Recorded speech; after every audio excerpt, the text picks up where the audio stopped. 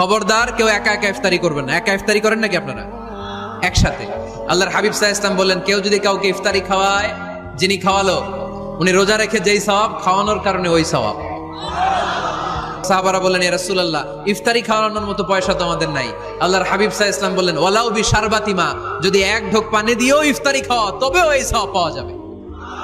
ওয়ালাউ বি আযকা চিলাবান, এক ঢোক দুধ দিয়ে খাওয়ালো। ওয়ালাউ বি তামরা, একটা খেজুর দিয়ে ইফতারি করালো এই সওয়াব। সুবহানাল্লাহ পড়েন।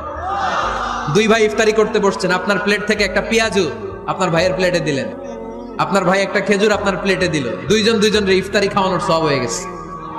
সুবহানাল্লাহ কইতে পারলেন না? পারবেন সবাই? একসাথে খাবেন না আলাদা? আল্লাহর হাবিব সাল্লাল্লাহু আলাইহি ওয়াসাল্লাম খেতে বসলে কখনো খাবারের বদনাম করতেন না। সহিহ বুখারীর হাদিস, মা আবা রাসূলুল্লাহ সাল্লাল্লাহু আলাইহি ওয়াসাল্লাম তাআমান কত্তু, কখনো খাবারের বদনাম করেন নাই। এই 63 বছরের জীবনে কখনো না, একবারও না।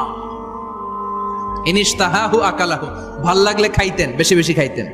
ওয়া ইন কারিহাহু তারাকা, ভালো না লাগলে রেখে দিতেন, ওটার দিকে তাকাতেন না। কিন্তু কখনো বলেন নাই লবণ বেশি হয়েছে, কখনো বলেন নাই ঝাল বেশি হয়েছে, এগুলো বললেন না। বলবেন? মহিলা প্যান্ডেলের ভাবিরা খুব খুশি, এখন খুশি হয়ে গেছে। ভাবিদেরকে বলবো, আপনারাও আপনাদের সর্বোচ্চটা দিয়ে ভাইয়ের জন্য রান্না করেন, যাতে ভাইয়ের খেতে কষ্ট না হয়, ঠিক কিনা? চেক এন্ড ব্যালেন্সের দরকার আছে না নাই?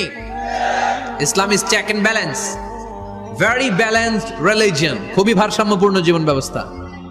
খাবারের বদনাম করবেন না। খাবেন, খাওয়ার শেষে শুকরিয়া করবেন কার? ঘরে কোরআন তেলাওয়াত করবেন।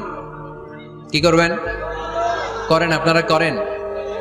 হ্যাঁ, ঘরে কোরআন তেলাওয়াত করেন প্রতিদিন।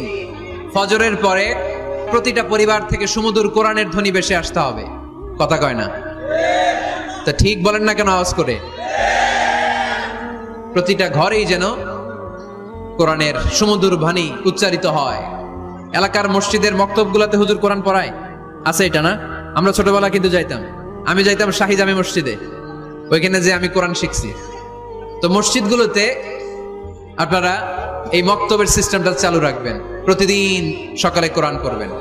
কোরআন যেটা মুখস্থ করবেন স্ত্রীকে শোনাবেন, স্ত্রী আপনাকে শোনাবে। প্রতি মাসের জন্য একটা সূরা নির্ধারণ করেন। কোনটা? একটা।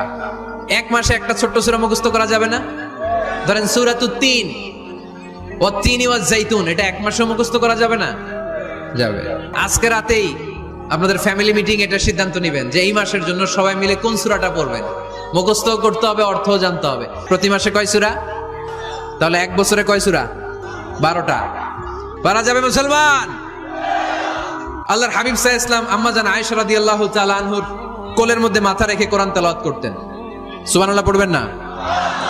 কানা রাসূলুল্লাহ সাল্লাল্লাহু আলাইহি ওয়াসাল্লাম ইয়াকরাউল কুরআন ওয়া রাসুহু ফি হাজরি ওয়া আনা হায়েদ। আম্মা জান আয়েশা বলেন, আমার যখন মাসিক চলতো, আমার মেনস্ট্রুয়েশনাল পিরিয়ড চলাকালীন সময়ে আল্লাহর নবী আমার কোলে মাথা রেখে রেখে কোরআন তেলাওয়াত করে আমারে শোনাতে। এজন্য স্ত্রীর কোলে মাথা রেখে কোরআন তেলাওয়াত করা সুন্নাত। স্ত্রীর কোলে মাথা রেখে কোরআন তেলাওয়াত করা, স্ত্রীর কোলে মাথা রেখে কোরআন তেলাওয়াত করুন, এটা সুন্নাহ। ঘরে কোরআন তেলাওয়াত করুন।